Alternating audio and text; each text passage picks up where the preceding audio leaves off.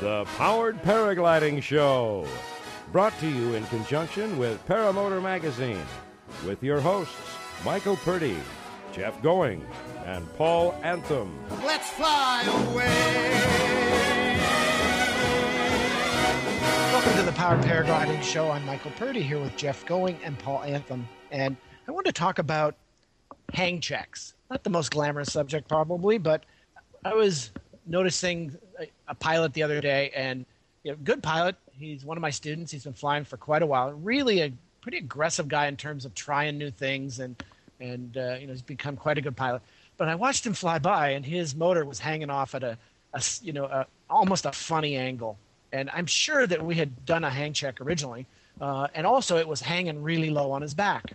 So a few questions.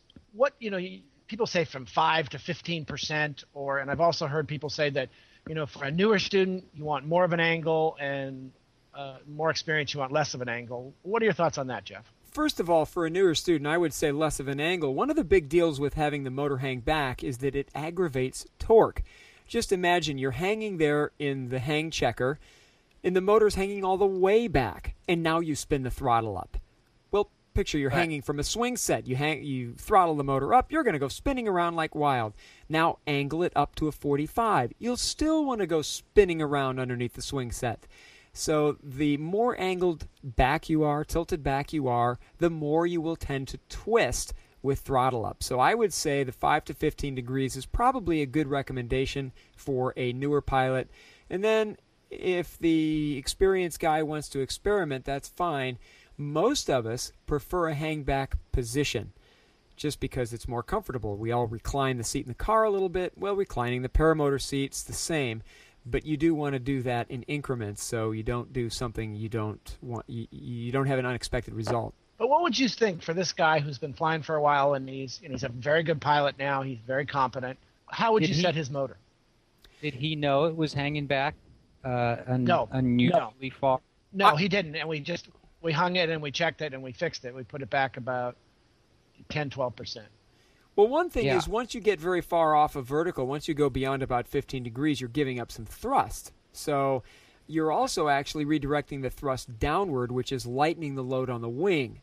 We all know that if you fly a wing that's too lightly loaded, it has a higher chance of collapse.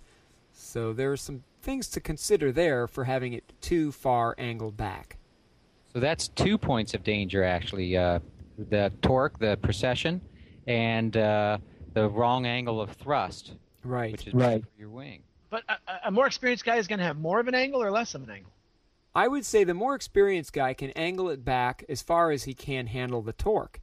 One other thing, my motor, I have one that's angled way back, and it's angled so far back that I have to drag a foot on the ground. Even when I'm coming in out of the seat, I have to drag a foot on the ground just to get myself to stand up. If I don't, I would fall on my butt. So there's another consideration. You definitely don't want a new student. As long as the new guy knows, or the experienced guy knows what's at stake, hey, go for it incrementally. I think most guys, once they get experience, would prefer the motor to hang back a little bit. What about hanging? This guy was also hanging really low. His the motor was, hanging well below his shoulders. We tightened that up. I'm not sure how it got all out of whack like that, but what are the advantages, disadvantages of that center of gravity? It's going to feel a little lighter if it's tighter, isn't it? Because it doesn't have the leverage. Well, one thing is if the motor's hanging low on your back when you're standing there, then it's difficult to lean forward and get the motor over your center. That would make your back or your stomach muscles be always pulling. That's terribly uncomfortable. There are some models that if they're improperly adjusted, all the Walker Jet styles, if you don't adjust that motor so that the shoulder harnesses are tight enough to hike that up on your back, it will be less comfortable. Now, a lot of pilots I've seen fly those machines so that they're hanging kind of low, and they just tolerate it because they're not going to have it on the ground for long. But especially for the new guy, if you're going to be standing there for a while, you want to adjust it so that the motor is hiked up on your back so that when you lean forward, you can get the weight off of your stomach muscles. I mean, not require your stomach muscles to be holding you up. So that's one thing. There is an advantage of having the motor down low, the thrust line specifically down low enough especially on low hooking machines, so that the thrust line, if the thrust line's too high, it tends to push you forward. So you get in the air and the motor is now suddenly pushing against the risers, and it's really easy on those machines to get a break in the prop. You know, I cannot picture how it would be hanging too low if you're actually only if you're standing there with the motor on. But when you're flying, I don't see how. He was flying with it really low on his back, and it's just the way it was all set up. Yeah, and was he sitting on a telephone book or something? No, it's the adjustment from the telephone book. Yeah, he always takes a yellow pages with him, but it's the it's the little straps that hook on the harness, the seat, to the paramotor itself. Okay. It's not what brand was on it? The top. A Paratoys. Yeah, it's definitely best to have those straps tighter to bring the motor up higher, because both in flight and when you're standing there, the motor hangs by those. So tighten those up. I have those loosen up on one of mine. I got to get some new metal clips, but I think it's better. It's easier to manage the motor on the ground. In flight, it doesn't matter at all, but on the ground, it's easier to manage. Okay, I got one more quick subject, and I'm going to hurry here. Is also, in doing the hang check, looking at the, how it's set up, whether it's compensating for torque. You can compensate for torque on the risers, or you can set up the whole harness for that. And we talked about this the other day, Jeff, and you were all for losing the torque effect. Oh, big time. If you can adjust that harness so that there's less torque, you should do it. I've told this story many times. Just a quick abbreviation, it was only a top 80. We were doing a demonstration for the USHPA leadership. They were at the time considering motors, and we said, let's try to fly this thing. Neither Alan Ciuccolati or I could launch it. I mean, actually I did, because I'm lighter. I did manage to launch it, but it torqued so bad I came around right away and landed. It turns out that the motor was hung on the wrong side of the harness.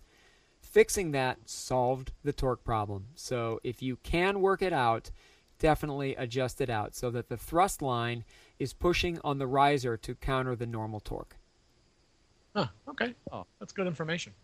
And then you don't need to adjust it with the risers. So you kind of want to average it so level flight is without adjustment? Right. Is that where you would go? Yeah, if you can do that, that's awesome. I mean, if you can make the motors so that in level flight it won't turn at all, wow, you've won the game. A lot of models... But you still have to... Go ahead. You got to communicate that to the pilot, though, because it's as if you're already in a somewhat of a turn. I mean, that's why you don't want to turn against the torque, etc. The torque is still very much there. Right, because the torque is twisting your body, which makes the thrust line push you in one direction. So on all belted machines, it twists the motor to the left, so the thrust pushes you to the left, which puts you in the right bank. So if you can counter that... A lot of the machines like Paul's, I assume, they move the risers. He has a low hook in and air fur. The Paps do that. Set. It's not actually in the center of my back. And, but there is a torque, yeah. Whenever I climb out from a takeoff, I bank, I believe, to the right, yeah. Yeah, you twist to the left and you bank to the right. All right, guys, I think that's about it. Any quick parting thoughts? Hang yourself, but don't kill yourself. What a word of wisdom. All right, you're listening to the Powered Paragliding Show. Jeff Going, Paul Anthony, and Michael. Closing time. Every new beginning comes from some other beginning.